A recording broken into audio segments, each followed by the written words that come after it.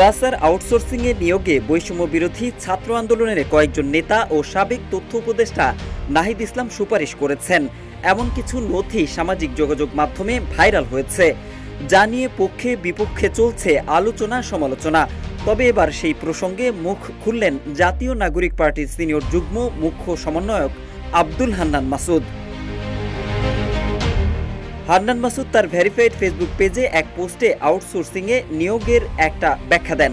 পোস্টে মাসুদ লেখেন, আউটসোর্সিং নিয়োগে বিজ্ঞপ্তি কিংবা পরীক্ষা হয় না, এটা দৈনন্দিন বেসিসে স্বল্প সময়ের চাকরি।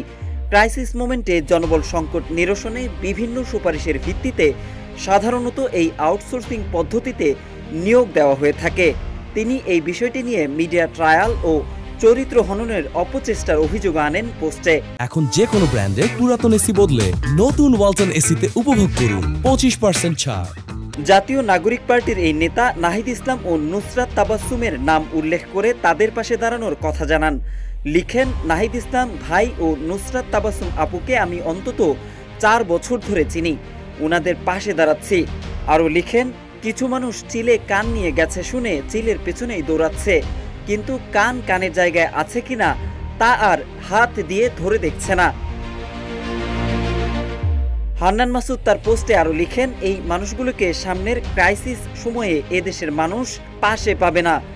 নিজেদের পিঠ বাঁচানোর জন্যে ঠিকই কারো না কারো লুঙ্গির নিচে গিয়ে আশ্রয় নেবে। এদিকে এই পোস্টের কিছুক্ষণ আগে আরেকটি পোস্ট দেন হান্নান।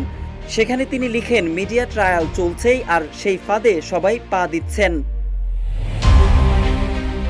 এদিকে এক প্রতিবাদ লিপিতে ওয়াসা জানায়, প্রতিষ্ঠানটি আউটসোর্সিং পদ্ধতিতে জনবল নিয়োগের ক্ষেত্রে কোনো নিয়োগপত্র দেয় না, তবে ওপেন টেন্ডারিং পদ্ধতিতে ঠিকাদারি প্রতিষ্ঠান নিয়োগ পায় এবং উক্ত প্রতিষ্ঠান চাহিদা অনুযায়ী সম্পূর্ণ অস্থায়ী ভিত্তিতে জনবল সরবরাহ করে থাকে। আলোচ্য প্রতিবেদনে ঢাকা ওয়াসার এমডি, ডিএমডি, সচিব, স্থানীয় সরকার, পল্লী উন্নয়ন ও সমবায় মন্ত্রণালয়ের উপদেষ্টার পিএস ও এপিএস, ছাত্র সমন্বয়ক এবং বিভিন্ন রাজনৈতিক দলের নেতৃবৃন্দের সুপারিশের কথা উল্লেখ করে যে তালিকা দেখানো হয়েছে তা সঠিক নয় বলে জানায় ঢাকা ওয়াসা। মোহাম্মদ সাইফুল ইসলাম, ইত্তেফাক।